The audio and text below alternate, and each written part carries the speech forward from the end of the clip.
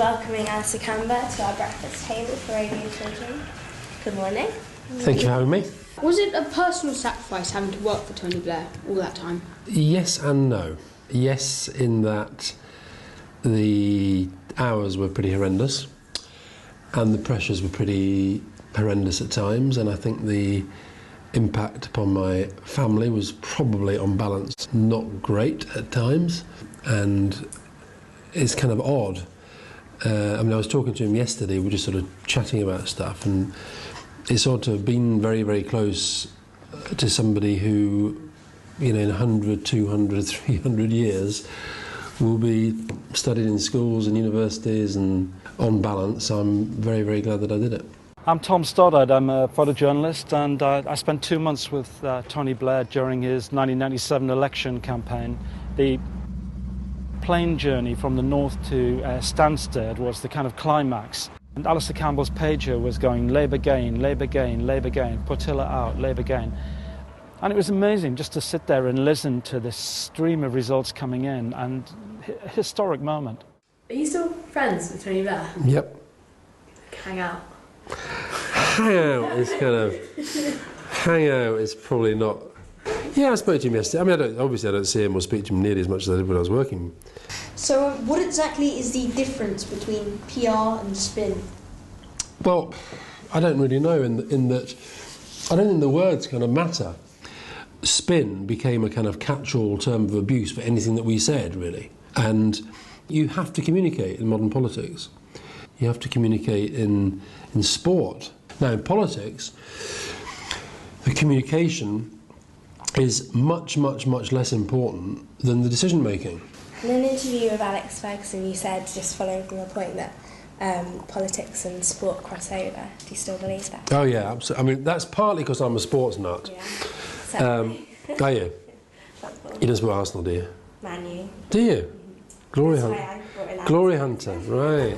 My eldest son is a big Manchester United fan who regularly assists Alex with his team selections. Always.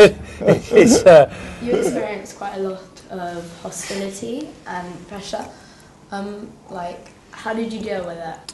Finally, again, to mention Alex again, I think there are some people, and I think I'm one, and I think he's another, who really don't care what the papers say about us. Yeah, of course I will. So what do you think about private education? Well, I don't think it's wrong with it. I like my school. Do you? Yeah. Yeah.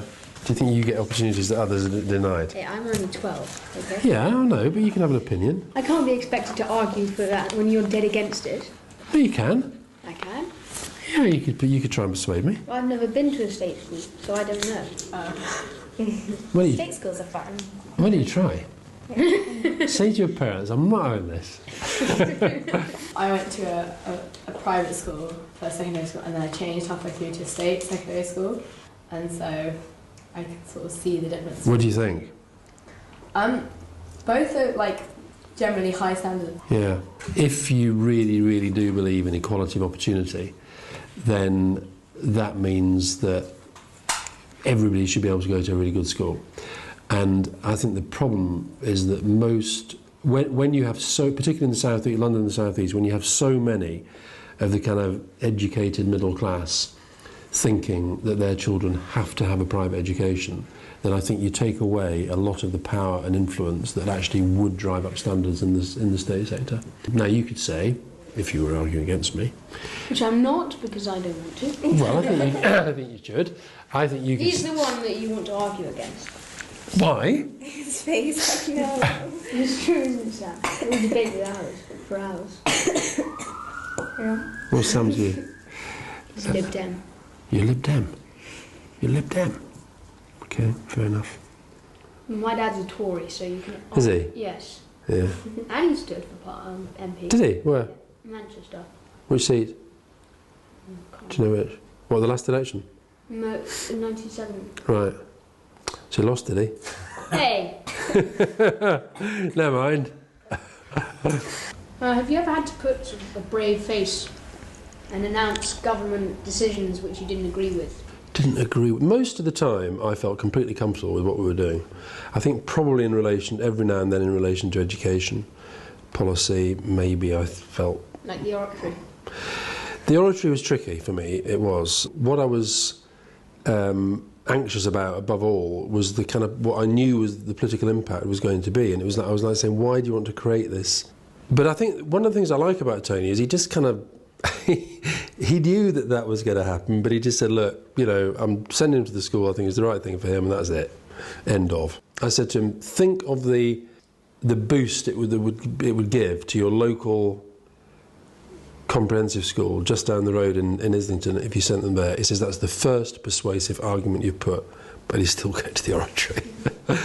Do you think that China hosting the Olympic Games this summer will help or hinder human rights? Wow. Wow. Help, probably. I think that China is, in all probability, going to be the next global superpower. And I think that they probably will take on board a lot of the criticism that goes their way. Do you agree with the saying there's no such thing as bad press? No. You take somebody like at the moment, Britney Spears, yeah. Isn't that funny? We're both thinking that. Yeah, it's one of my questions. Okay, but it's interesting to watch that. She gets terrible press. Well, she's portrayed as crazy at the moment. Yeah, and who knows whether that is what she is. The media basically sees its job now as kind of to be the opposition, almost. Eat closer. I hate it. Junk. What was your favourite book as a child? What is your favourite book now that you're an adult? I think probably my favourite book ever is Madame Bovary. It's funny actually, the whole... there was a series of books, I'm trying to remember the blooming name of it now. Mr. Men? No, not Mr. Man. No. Oh God. The Golding book, Lord of the Flies. You noted in your book that when you first met Tony Blair, he was in an ill-fitting suit, wearing an enormous smile. How much does appearance affect your judgment of others? And what do you think one should wear to inspire confidence at an interview? If I were going for a job interview, I would definitely wear a suit and tie. So it's probably best just to be as close to yourself as you possibly can be. I think you should have broke the box a little. No more suit and tie. No, Right. I'm joking. No, suit and tie is fine. But I think you should associate tidiness with how you dress, kind of thing, so that they'll be kind of a together person.